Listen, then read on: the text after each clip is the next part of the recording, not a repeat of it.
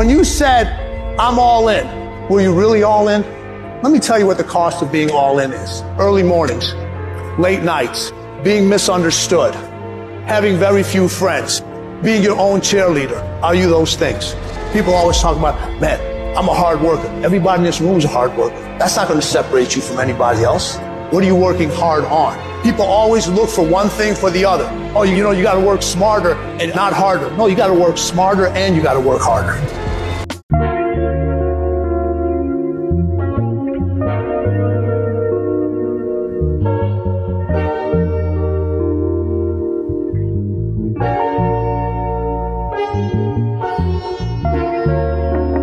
Shalom. I would like to give all honor, glory, and praises to Yahweh, Bahashem, Yahweh Shai, Bahashem Rakakwadash. I would like to give double honors to the apostles and the elders of Great Millstone. Salutations to all you sincere Akim, pushing this word out across the four corners of the world. Just another GMS in transit lesson, all through the spirit, the power, and the vibration of Yahweh, Bahashem, Yahweh Shai.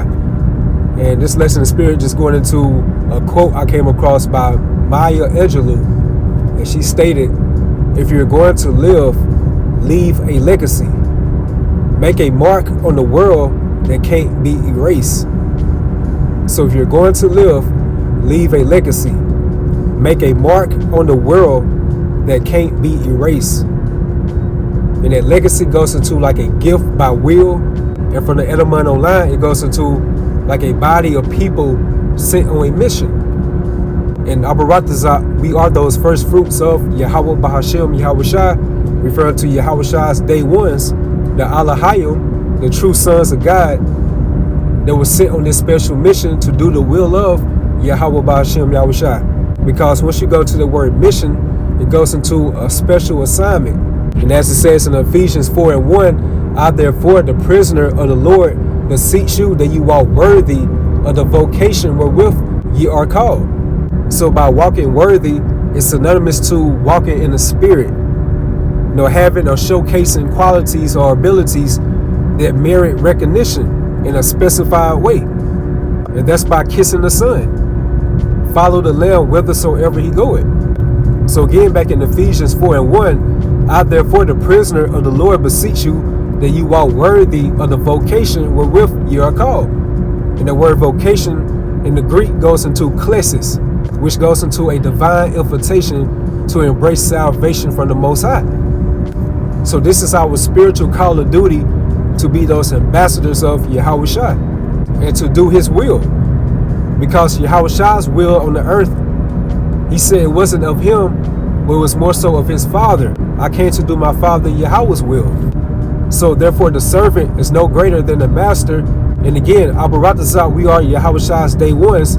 We are coming in that same stead to do the will of Yahweh Bahashem Yahweh Shai, which again is our spiritual call of duty. So that's our special assignment. So if you're going to live, leave a legacy, make a mark on the world that can't be erased. And when you think about the word mark in this sense, you think about imprints. And from a spiritual perspective, look how this true message of Yahweh Bahashem Yahweh Shai has reached the four corners of the world in today's time. And as it says in the book of Psalm, the 19th chapter, which we call through the spirit, the internet chapter, day unto day uttereth speech, and night unto night showeth knowledge. And it goes into how there is no speech nor language where their voice is not heard, and how our line has gone out throughout all the earth, and their words to the end of the world. So this true testimony of Yahweh Shai has really taken effect upon the world. And that's due to by Yahweh Shai's day ones, aka those first fruits, leaving that distinguishing influence or effect upon the world. And when the Spirit hit Elder Apostle Tahar to lay out that decree to do daily videos, just look how things has been moving concerning biblical prophecies. It's like the days are going even much more faster. More and more prophecies are coming to the forefront. Like things are really moving now. And again, that's due by that true testimony of Yahweh Shai, which is the spirit of prophecy. And this testimony is taking so much effect upon the world that now the hierarchy of Esau Edom are being scared. And that's why it says within Revelation 11:11, and after 3 days and a half, which goes into 350 years, how the spirit of life from Yahweh Yahushua entered into them. And that them is ultimately referring to all of us, beginning with our apostles, elders, on down to us in today's time. So the spirit of life from Yahweh Bahashem Yahushua entered into them, which goes into those living waters, and they stood upon their feet, and great fear fell upon them which saw them. So those living waters is referring to this true knowledge, wisdom, and understanding of Yahweh Yahushua. And you think about it through the spirit, we as the hopeful elect were so drowned by all these false ideologies, philosophies, and doctrines within this world, we got drowned by it. So we were like on spiritual life support. Then our spiritual lifeguard, referring to Yahushua, he resuscitated us back into life. That's why it says within John the 20th chapter how he breathed upon his disciples. He gave them that breath of life, which is ultimately the understanding of Yahweh Ba'ashem Yahushua, showcasing that true discernment of know what is wrong, what is right, according to the decrees of Yahweh Ba'ashem Yahushua. So that's that spirit of life from the Most High Yahweh through his unbegotten Son Yahushua. And it says, and they stood upon their feet, and great fear fell upon them which saw them. And that links up with Isaiah the 47th chapter, the 13th verse, how thou art weary in the multitude of thy counsels. And this is referring to the hierarchy of Esau Edom, along with their counterparts, and also concerning their left-hand priesthood. How all those enchantments they threw out there by spending billions of dollars or more to keep this truth from us, just continually pushing out false propaganda, fake history, and the list goes on. The elites of Esau Edom, they had no type of clue that we was going to get this spiritual understanding by divine means. So therefore they are weary in their counsels. And you look at it from their perspective, like we spent all these billions of dollars or more propagating false leaders amongst their people to continue to mislead them, committing genocide upon them, abortions, the list goes on. Some way, somehow, they still got this divine understanding, which makes sense now when you read Revelation 11:11, how it goes into how great fear fell upon them which saw them. And you best believe that these higher ups of Esau Edom are terrified on levels that we can't even imagine. Because all of this evidence that we're bringing up to the judge, referring to the Heavenly Father Yahweh, is all by spiritual means. So by default, by Esau being carnal, that's exactly why we're seeing these spies popping up everywhere nowadays. And the higher ups of Esau Edom, they know they can't beat us spiritually, so therefore they got to resort by carnality.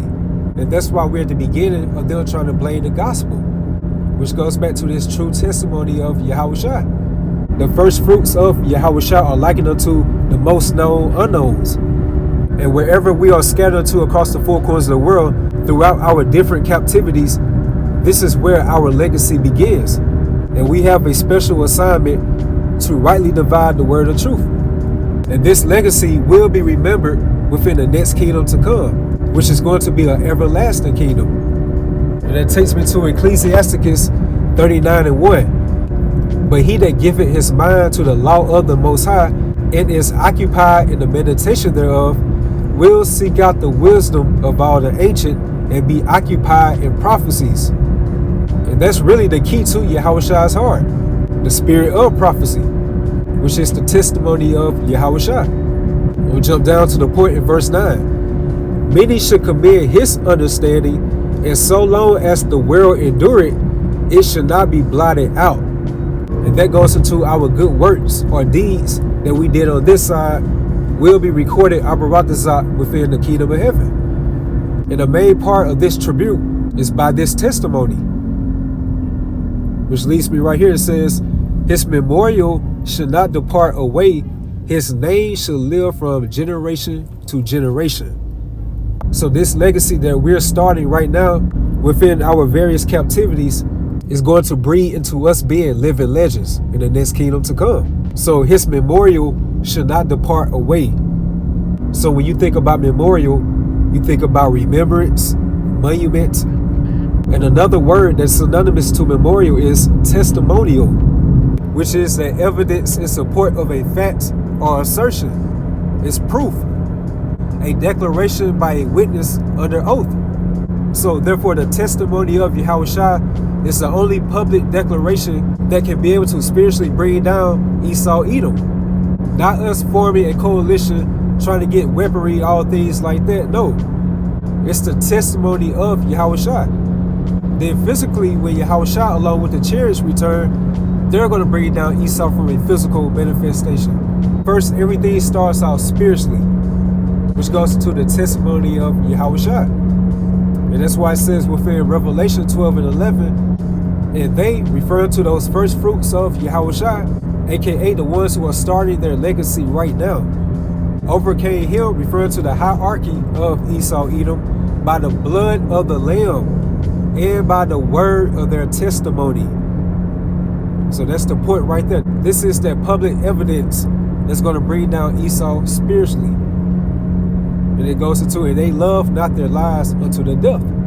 So hopefully through the Spirit, that brings it out more to the light, how we just read earlier within Ecclesiasticus, the 39th chapter, the 9th verse, how many should commend his understanding, and so long as the world endure it, it should not be blotted out, and how his memorial should not depart away. Which is all synonymous to that testimony, which goes into our legacy.